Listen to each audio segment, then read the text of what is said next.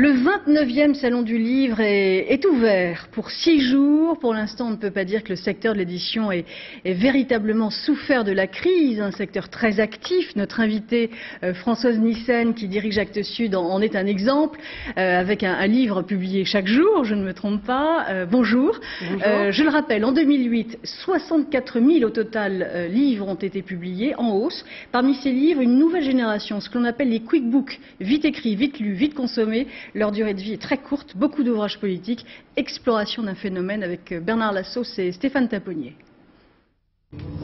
Des livres comme s'il en pleuvait, surtout et sous n'importe quel prétexte. 64 000 titres publiés en 2008. À la hausse, les biographies people et les essais politiques. Une constante, ils surfent sur l'actualité. Vladimir Fedorovski, auteur-éditeur, y voit un prolongement de notre société de consommation.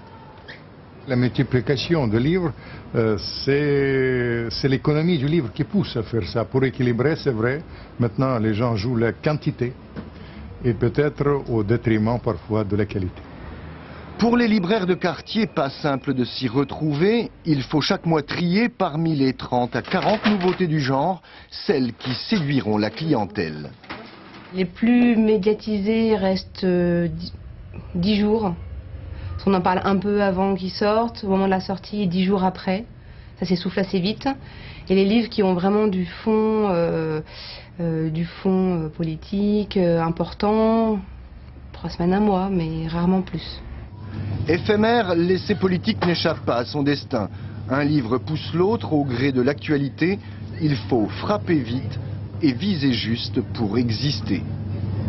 Il faut choisir aujourd'hui un personnage, avoir un vrai propos, avoir un regard, avoir des informations, avoir un contenu. Et là, le public ne s'y trompe pas. Quand le personnage fait vendre, le journaliste doit aussi composer avec l'exigence de l'éditeur.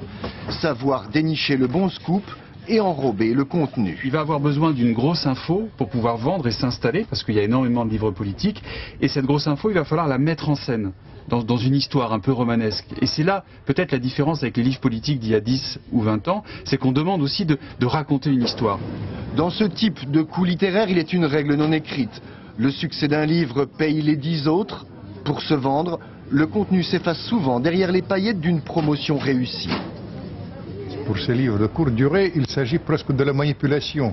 Il faut créer l'événement et puis l'imposer auprès des médias. C'est vrai que cette réactivité frôle la manipulation. La réussite d'un livre, c'est le public qui en décide. Au top 10 des meilleures ventes apparaissent 4 de ces essais politiques. Succès éphémère certes, mais le genre a de belles années devant lui.